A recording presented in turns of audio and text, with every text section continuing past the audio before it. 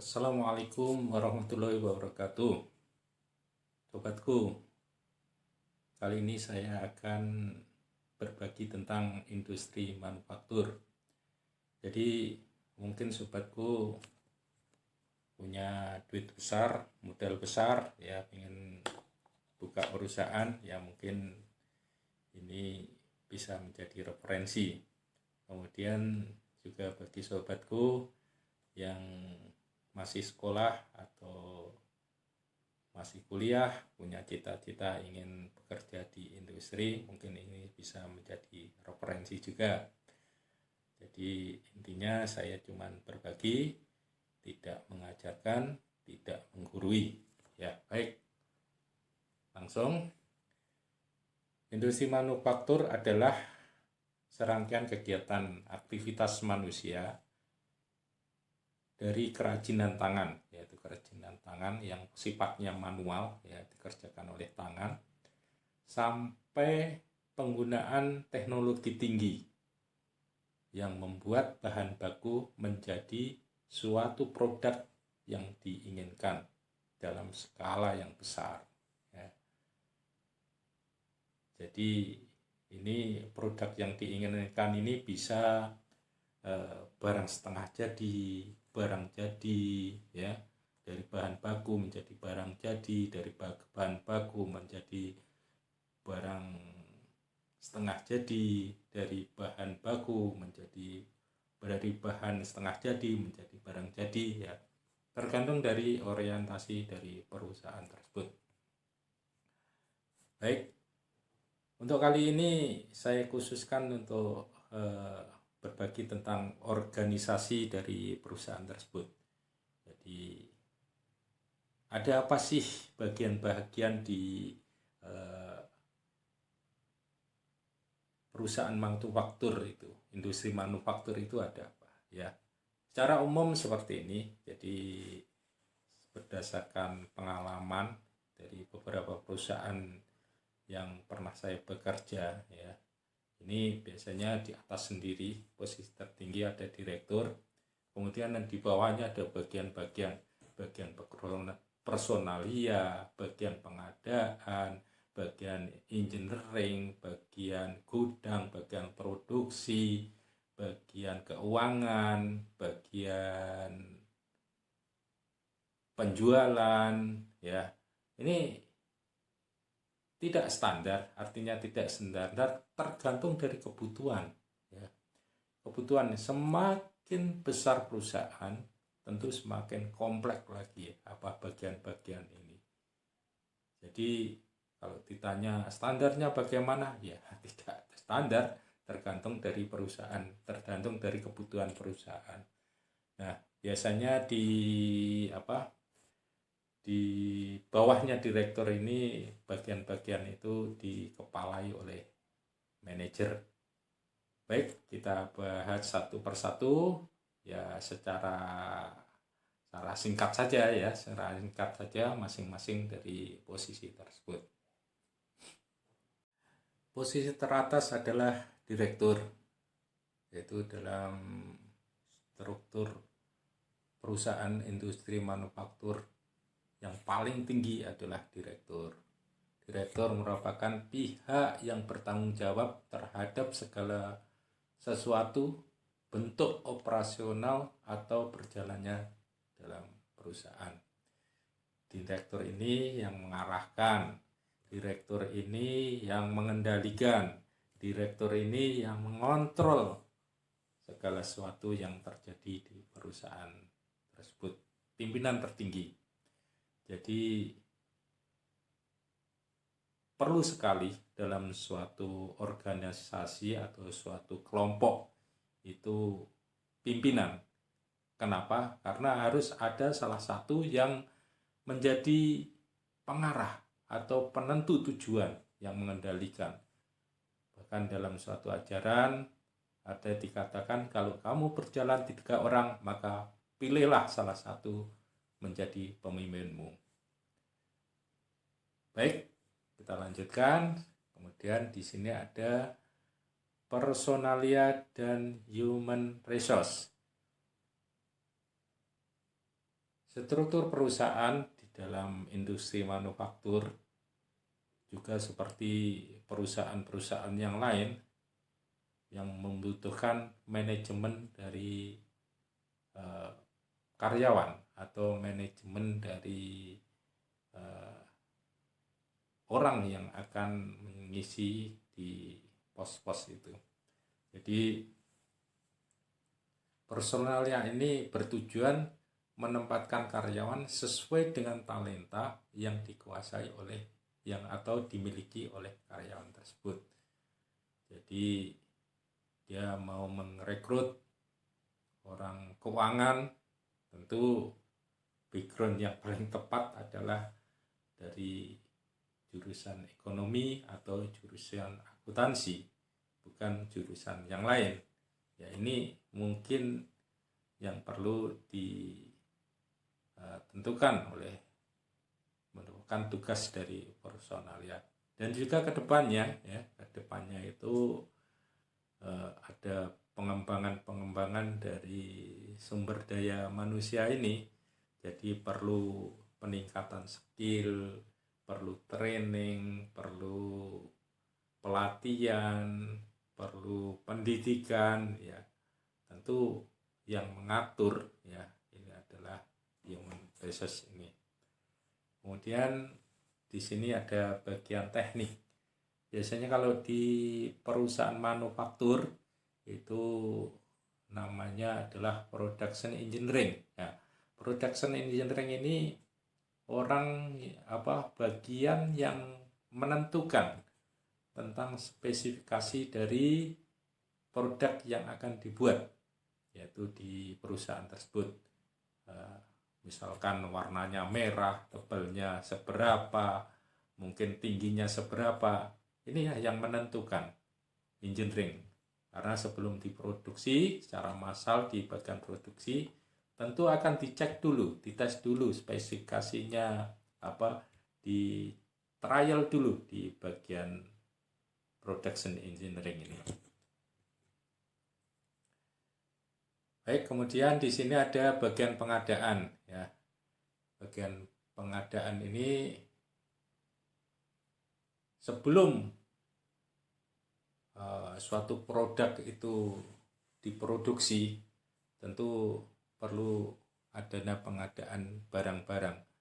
Bagian ini bertanggung jawab mulai dari bahan dasar atau bahan pokok dan bahan tambahan untuk menjalankan produksi. Biasanya di industri manufaktur ini dinamakan procurement. Nah, ada juga di situ ada namanya purchasing. Jadi apa bedanya? Kalau procurement ini adalah semua rangkaian untuk pengadaan barang itu. Terus purchasing sendiri apa? Purchasing adalah bagian pembelian. Jadi purchasing ini ada di bagian procurement itu. Ini perlu jadi biasanya kan ada bagian procurement, ada bagian purchasing. Nah, purchasing itu sendiri ada di bawahnya di procurement itu.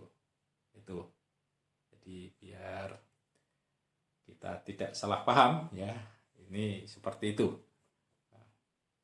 Lanjutnya ada bagian gudang ya. Bagian gudang ini biasanya disebut dengan bagian warehouse. Ini terkait dengan penyimpanan barang-barang baku ya, mungkin sebelum diproduksi dan juga barang-barang hasil produksi. Jadi biasanya warehouse ini ada dua. Jadi ketika purchasing atau bagian pengadaan tadi membeli barang yang akan diproduksi, itu ada gudang sendiri gitu, gudang bahan baku belum diproduksi, dan ketika produksi sudah mengeluarkan barang-barang hasil produksi, itu juga ada ditempatkan di bagi gudang, yaitu gudang barang jadi ya, itu Biasanya gudang itu ada dua bagian, bagian barang bahan baku dan gudang barang jadi. Kemudian bagian produksi. Nah, inilah bagian inti daripada perusahaan manufacturing ini. Jadi karena 80% kegiatan industri manufaktur berfokus pada bagian ini. Tentu bagian ini tidak sendiri ya, juga bekerja sama dengan bagian-bagian yang lain. Tadi seperti spesifikasinya ya tentu ditentukan oleh bagian engineering, bagian production engineering, kemudian juga kerjasama dengan bagian gudang, kerjasama dengan bagian personalia untuk menyediakan karyawan yang mau mengerjakannya, bekerja sama dengan bagian quality ya untuk pengetesan, bekerja sama dengan bagian peralatan ya, menyiapkan peralatan yang harus dipakai apa gitu. Jadi tidak sendiri, tapi semua inti dari kegiatan yaitu 80% ada di bagian produksi ini. Baik, selanjutnya adalah bagian peralatan produksi. Ya, ini menyediakan serta memelihara semua peralatan yang ada yang digunakan untuk produksi. Biasanya kalau di industri manufaktur dinamakan bagian maintenance.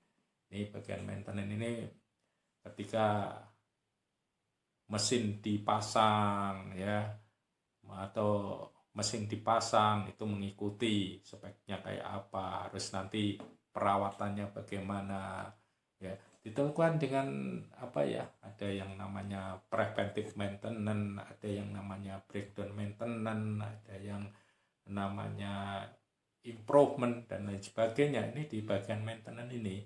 Jadi bagian ini khusus ya menangani mesin yang digunakan untuk produksi atau peralatan-peralatan lain. Biasanya juga termasuk pemeliharaan gedung, itu juga masuk bagian ini. Baik,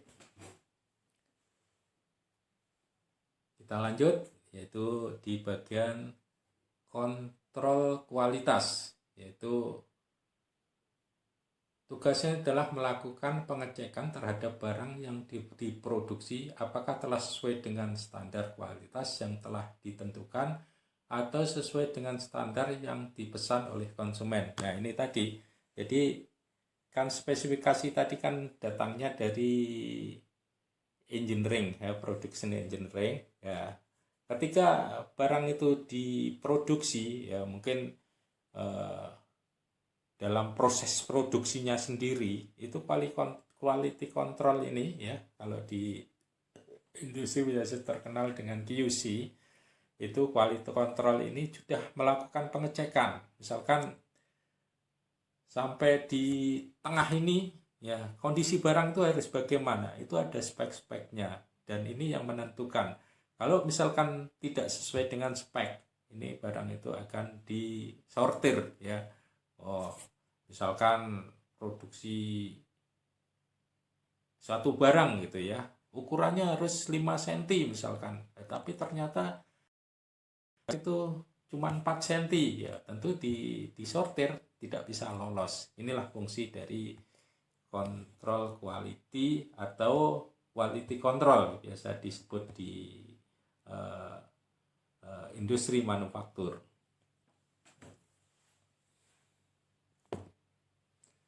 Kemudian bagian penjualan ya. Bagian ini memiliki pengaruh besar terhadap kemajuan dari perusahaan karena titik penentu keberhasilan dan hasil produksi yang akan dijual. Ya, benar juga ya. Kita bisa produksi barang banyak, bisa produksi barang bagus, tapi kalau tidak laku dijual ya percuma. Ya, ini yang menentukan ini. Jadi bisa menjual ya, artinya ini perlu keterampilan khusus ya dari orang-orang ini supaya bisa menjual. Strateginya bagaimana, pemasarannya bagaimana ya. Di sini biasanya kalau bagian penjualan ini ada marketing, ada bagian sales ya. Jadi marketing ini seluruh rangkaian daripada pemasaran itu tadi. Kalau bagian sales adalah bagian penjualan. Biasanya bagian sales itu masuk dalam bagian marketing ini.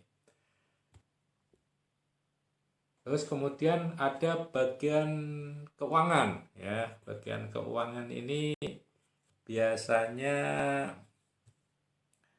dibagi menjadi dua, yaitu bagian accounting, ada bagian finance ya. Bagian accounting ini biasanya tidak langsung berkaitan dengan uang, walaupun bagian keuangan tapi tidak berlangsung dengan keuangan ya. Jadi tidak langsung memegang menangani duit, itu tidak. Jadi lebih ke masalah-masalah yang kaitannya dengan pelaporan, yaitu itu bagian accounting. Kemudian bagian finance ya, bagian finance ini yang berkaitan langsung dengan duit, misalkan pembayaran ya, terus melakukan penagihan ya, terus ya mungkin ketika membayar karyawan itu ya termasuk di bagian finance ini. Ya mungkin itu saja yang bisa saya bagikan ke sobatku sekalian. Ya mudah-mudahan bermanfaat ya. Apabila ada komen dan lain sebagainya silahkan ya, karena tentu saya butuh untuk didukungannya ya. Mudah-mudahan saya nanti juga bisa menjelaskan lebih detail lagi dari masing-masing bagian tersebut ya. Untuk itu terima kasih, mudah-mudahan bermanfaat. Wassalamualaikum.